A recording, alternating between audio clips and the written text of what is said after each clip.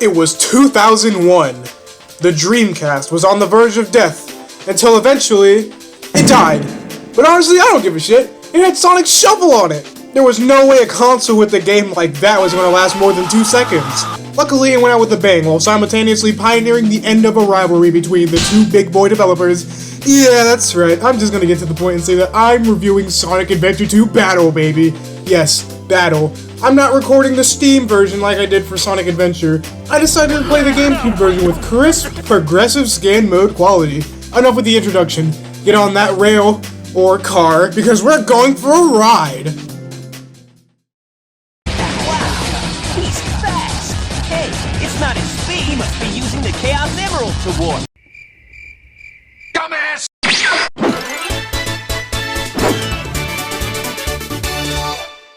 The story.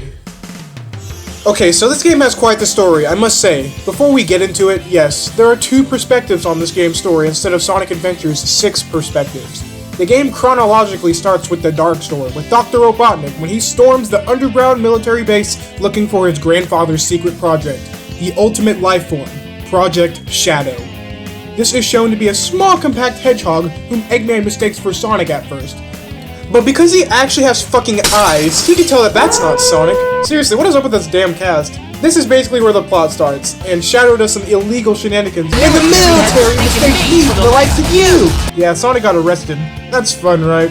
We go from the first game with Sonic being the Blue Justice to the second game where he's already being mistaken for crimes. Yes, Sonic did it first, all you fucking Mario Sunshine fans.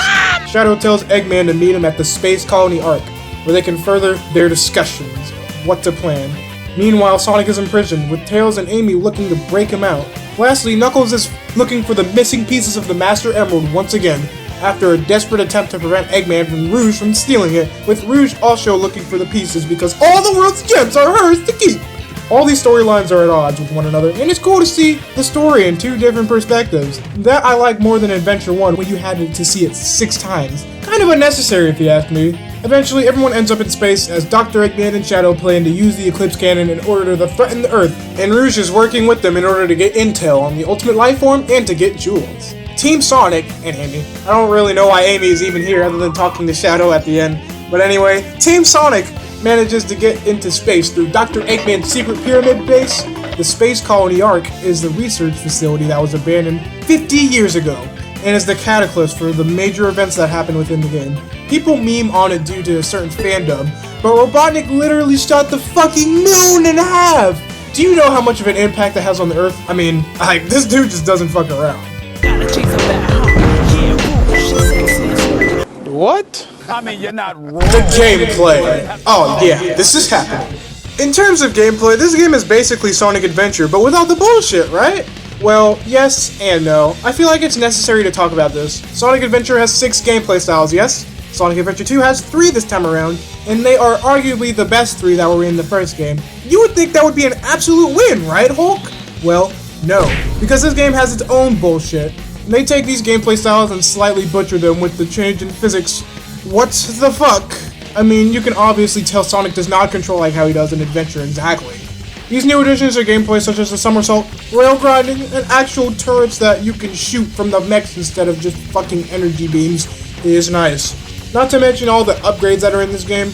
Even the character with the least amount of upgrades has more than the character with the most amount in the first game.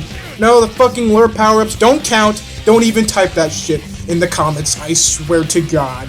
The biggest problem with the gameplay of Sonic Adventure 2 really isn't the speed and the mech portions, because those are pretty good in most cases at least. Some of the fucking Tails levels are stinkers, but I mean, that's okay. The biggest problem is the goddamn treasure hunting stages. The radar, okay? Need I say more? It can only track 1 emerald shard or key at a time, which pisses me off. I can see a shard right in front of my goddamn face, and it will not appear on the radar. I don't know why they changed it when it worked perfectly fine in Sonic Adventure, just to piss us off. It's possible considering Mad Space and Death Chamber exist. It's unfortunate because Knuckles and Rouge control flawlessly in my opinion, and their drill dives are very fun to use. So, the speed gameplay used by Sonic and Shadow, gunning, mech stages, which are played by Tails and Eggman, and the treasure hunting gameplay used by Knuckles and Rouge are the main gameplay types in this game. I've said what I needed to say about them, considering I went more in detail with the Sonic Adventure video. I'll glaze on the Chow Garden a little bit too.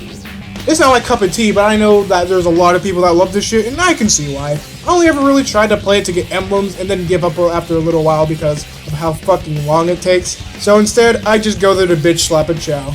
Last and definitely least, holy shit, the fucking car levels, baby! Oh god, they suck ass. They control like shit too. And they star the two characters that have the most painful levels to go through normally, in my opinion. That was a little tough. Shut up! Simply bringing this crap up is a sin. All in all, it's basically Sonic Adventure, so no complaints from me. Except for, you know, the Emerald Radar. Seriously, what the hell? The Worlds! Sonic Adventure 2 takes place on Earth because, duh, you dummy, of course it should. But in the latter half of the game, it actually takes place in space. Supersonic Galaxy, anyone? And Sonic Lost World would actually do that 12 years later. Now that I think about it, this game's kinda weird. Why are there so many felonies happening all at once from both parties? You guys are supposed to be the heroes! From cities to sewers to an island inhabited by the military to... pyramid? Okay, I can't really explain this one. Eggman, why is your secret base where it's hot as hell outside? Okay, fine.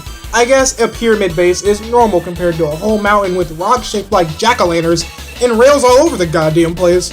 The point of interest is mostly the space colony arc though. Remember, Supersonic Galaxy. This is the place of scientific experiments conducted over 50 years ago, most of which are annoying little bastards that look like chaos. And again, don't even get me started on the enemy placement for the mech levels. Like, god damn! Mission Street? Mission Street is probably the worst offender of shitty fucking enemy placement. And like, I know those chaos enemies, those guys are pretty asshole. Like, let's not even be real. The fucking stretchy arm attack, it's not fun. Even when you play as Sonic, you have the light speed attack, still not fun. The best levels are still the levels that take place in the cities though, don't at me. The Climax! This game goes pretty hard in the story department for the most part. I mean, the bad guys fucking blow up a whole ass island. But the Climax is a banger and has one of my favorite moments in the entire series, with everyone working together and, dare I say, getting to work! The Eclipse Cannon has been prevented from firing thanks to Sonic slam dunking the fake Chaos Emerald in there. Which means, yes, Sonic canonically beats Shadow's ass. I think everybody knows that. But because all 7 Chaos Emeralds have been put into the cannon, it activates a protocol by Gerald Robotnik, which forces the Ark to collapse and plunge into the Earth itself. I'm sure you can deduce that, though this would be bad. Eggman decides that it's time to work with the heroes, and Rouge also chips in while Shadow chills near a window, happy that he fulfilled his promise to an old friend. Or, so that's what he thinks he's done at least. Alright, so we all know who Maria is, right? Granddaughter to Gerald Robotnik, and cousin to Dr. Eggman. She was close to Shadow, and when the Ark was raided by the military gun, all those years ago, she was one of the casualties of the raid. Needless to say, Shadow interpreted her dying wish the wrong way, and he thought that she wanted revenge, when she really wanted Shadow to bring hope to humanity. The exact opposite of what he thought. Done fucked up, didn't you, Shadow? So when Amy reminded him of that moment, it was basically a oh shit, I fucked up moment. So Sonic, Tails, Knuckles, Rouge, and Eggman do a bunch of shit, which leads to Sonic and Knuckles to an altar within the Ark that looks similar to that of Angel Island. It would be the last level Cannon's core, which means Knuckles can stop the Chaos Emerald from destroying the planet. Awesome, what the flippity flappity fuckity fuck is that thing? Shadow, kick its ass! Wait, Shadow, what are you doing here? Oh yeah, Amy told you to! Okay, awesome, yeah, beat the Bio Lizard, which is also a really fucking hard boss fight. God damn. Yeah. Also, the last hit of the Bio Lizard, man, how do people even beat this shit first try? Well, all Shadow really did was piss it off because it used Chaos Control in order to penetrate itself? Yeah, you heard me say that, right? The giant lizard teleported its ass into the cannon in order to keep it falling because Shadow must have really pissed him off. Well, let's do the obligatory supersonic sequence of the game because that's just what this era of Sonic did, which, by the way, I'm not complaining about. That's pretty fucking cool. Who doesn't love some good old supersonic? Except this time, Shadow is here too. So the 2 super hedgehogs go out into space and pop the lizard's pimples and teleport the Ark back into orbit, saving the planet and thus beating the game. SE2 is pretty good, honestly. Like, it may not seem that way in some parts of my commentary because some aspects of the game are just really dated, but it's still a good time. There's just some other Sonic games that I prefer, such as Adventure 1 and Heroes. But one thing is clear, and that this is a way better game than Sonic Shuffle.